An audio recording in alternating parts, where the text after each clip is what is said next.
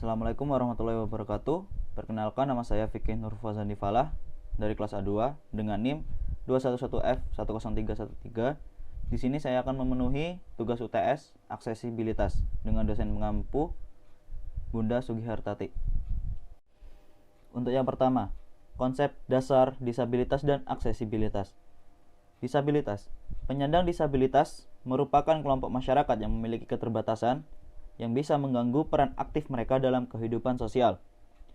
Menurut data Asia Pacific Economic and Social Commission atau ESCAP, terdapat 650 juta penyandang disabilitas di wilayah Asia Pasifik pada tahun 2012.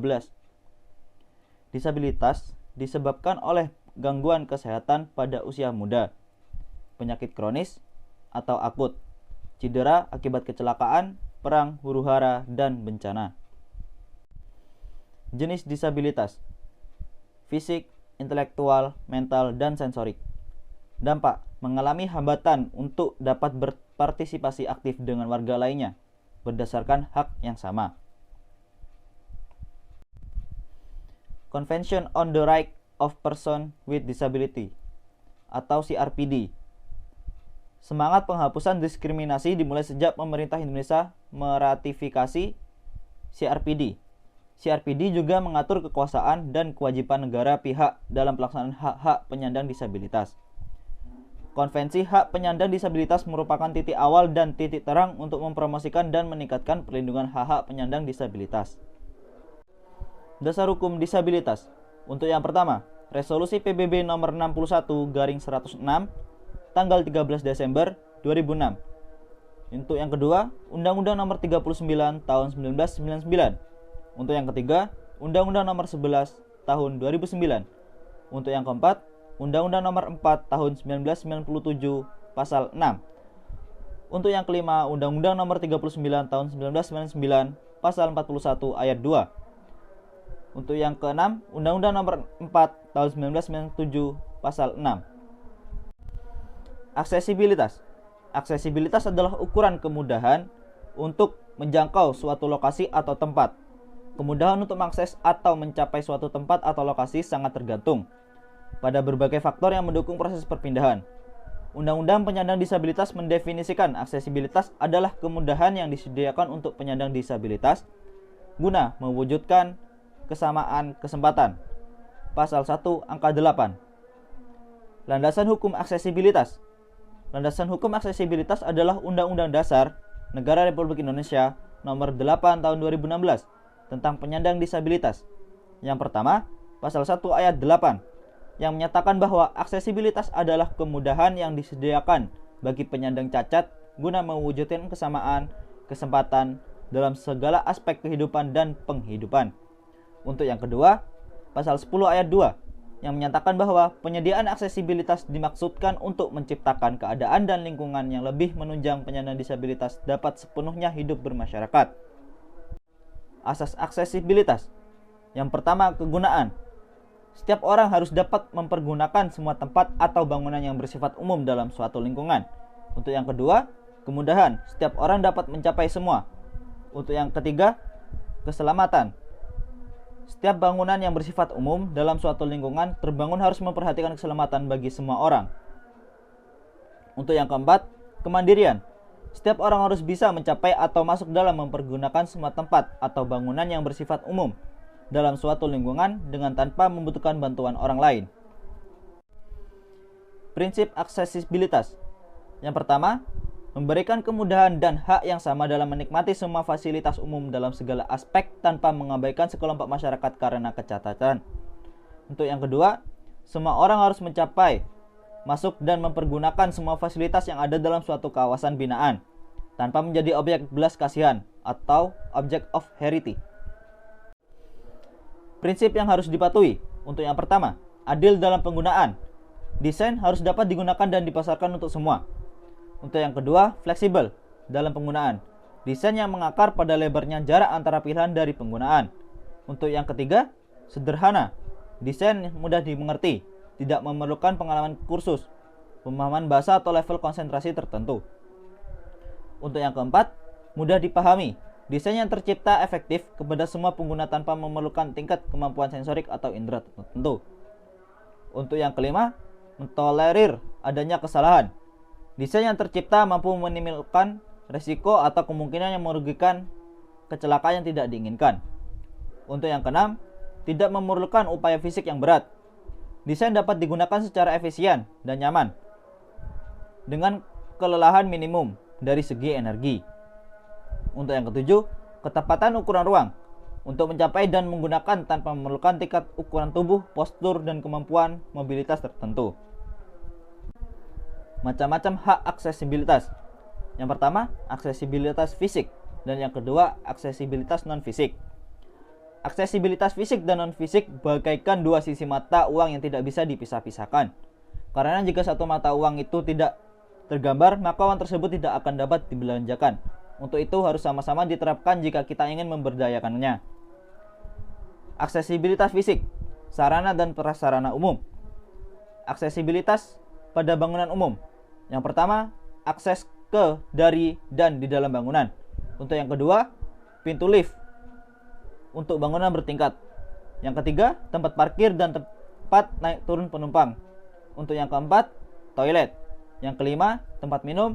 Dan yang keenam, tempat telepon peringatan darurat. Aksesibilitas pada jalan umum.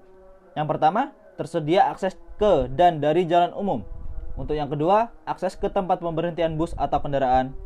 Untuk yang ketiga, jembatan penyeberangan. Untuk yang keempat, jalur penyeberangan bagi pejalan kaki.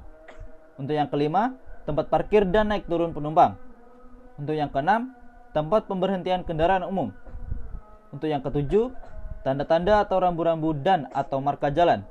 Untuk yang kedelapan, trotoar bagi pejalan kaki atau pemakai kursi roda. Dan yang kesembilan, terowongan penyeberangan. Selanjutnya, aksesibilitas pada pertamanan dan pemakaman umum. Yang pertama, tersedia akses ke, dari, dan di dalam pertamanan dan pemakaman umum. Untuk yang kedua, tempat parkir dan tempat turun naik penumpang. Untuk yang ketiga, tempat minum. Untuk yang keempat, tempat telepon darurat. Untuk yang kelima, toilet dan tanda-tanda atau signage. Aksesibilitas pada angkutan umum. Untuk yang pertama, tersedia tangga naik atau turun. Untuk yang kedua, tempat duduk. Dan yang ketiga, tanda-tanda atau signage. Aksesibilitas non-fisik, pusat pelayanan informasi dan pelayanan umum. Yang pertama, memberikan informasi pada penyandang disabilitas berkenaan dengan aksesibilitas yang tersedia pada bangunan umum, jalan umum, pertamanan dan pemakaman umum serta angkutan umum. Pelayanan publik. Pelayanan, serangkaian kegiatan yang berlangsung secara rutin dan berkesinambungan meliputi seluruh kehidupan orang dalam masyarakat. Pelayanan adalah setiap kegiatan yang menguntungkan dalam suatu kumpulan atau kesatuan dan menawarkan kepuasan meskipun hasilnya tidak terikat pada suatu produk secara fisik. Pelayanan berkaitan dengan kepuasan batin dan penerima layanan. Pelayanan publik. Pelayanan publik adalah serangkaian aktivitas yang dilakukan oleh birokrasi publik untuk memenuhi kebutuhan warga pengguna. Pelayanan publik adalah pelayanan umum yang memberikan bantuan kepada orang lain dengan cara-cara tertentu yang memerlukan kepekaan dan hubungan interpersonal, tercipta kepuasan dan keberhasilan. Pengguna yang dimaksud adalah warga negara yang membutuhkan pelayanan publik seperti pembuatan akta kelahiran, pembuatan KTP, akta nikah, akta kematian, sertifikat. Setiap pelayanan menghasilkan produk berupa barang atau jasa. Pelayanan publik menurut Undang-Undang Nomor 25 Tahun 2009. Pelayanan publik adalah segala bentuk kegiatan dalam rangka pengaturan, pembinaan, bimbingan, penyedia fasilitas, jasa, dan lainnya yang dilaksanakan oleh aparatur pemerintah sebagai upaya pemenuhan kebutuhan kepada masyarakat sesuai ketentuan perundang-undangan yang berlaku. Tujuan pelayanan publik: memenuhi kebutuhan masyarakat secara baik dan berkualitas sebagai konsekuensi dari fungsi tugas diembannya. Yang kedua, memenuhi hak-hak yang dimiliki oleh masyarakat dalam mencapai tujuan pemerintah dan pembangunan. Untuk yang ketiga, memberikan perlindungan dan kepastian hukum dalam hubungan antara masyarakat dan penyelenggaraan pelayanan publik. Untuk yang keempat, masyarakat terlindungi dari pelanggaran hukum atau penyalahgunaan wewenang dalam penyelenggaraan pelayanan publik. Prinsip pelayanan publik. Yang pertama, kepentingan umum. Pemberian layanan tidak boleh mengedepankan kepentingan pribadi ataupun golongan. Yang kedua, kepastian hukum. Terjaminnya hak dan kewajiban dalam pelayanan publik. Untuk yang ketiga, persamaan hak. Tidak membedakan suku, ras, agama, golongan, gender, dan status ekonomi. Untuk yang keempat, keseimbangan hak. Pemenuhan hak harus sebanding dengan kewajiban yang harus dilaksanakan, baik oleh pemberi maupun penerima pelayanan publik. Untuk yang kelima, keprofesionalan. Pelaksanaan pelayanan harus memiliki kompetensi yang sesuai dengan tugasnya. Untuk yang keenam, partisipasi. Peningkatan peran serta masyarakat dalam penyelenggaraan pelayanan dengan memperhatikan aspirasi, kebutuhan, dan harapan masyarakat. Untuk yang ketujuh, persamaan perlakuan. Persamaan perlakuan atau tidak diskriminatif artinya setiap warga masyarakat berhak memperoleh pelayanan yang adil. Untuk yang kedelapan, keterbukaan. Setiap penerima pelayanan dengan dapat mudah mengakses dan memperoleh informasi mengenai pelayanan yang diinginkan. Untuk yang kesembilan, akuntabilitas. Proses penyelenggaraan pelayanan harus dapat dipertanggungjawabkan sesuai dengan peraturan perundang-undangan. Yang ke-10, fasilitas dan perlakuan khusus bagi kelompok rentan. Pemberian kemudahan terhadap kelompok rentan sehingga tercipta keadilan dalam pelayanan. Untuk yang ke-11, ketepatan waktu. Setiap jenis pelayanan dilakukan tepat waktu sesuai dengan standar pelayanan. Untuk yang ke-12, kecepatan. Kemudahan dan keterjangkauan artinya setiap pelayanan dilakukan secara cepat, mudah, dan terjangkau. Bentuk operasional pelayanan publik. Pelayanan publik secara perorangan, KTP, SIM, buku rekening, ATM, sertifikat. Pelayanan publik secara umum. Penyediaan sarana dan prasarana, transportasi, penyediaan pusat-pusat kesehatan, pembangunan, lembaga-lembaga pendidikan, pemeliharaan keamanan. Sekian presentasi dari saya. Apabila ada salah kata mohon dimaafkan. Wassalamualaikum warahmatullahi wabarakatuh.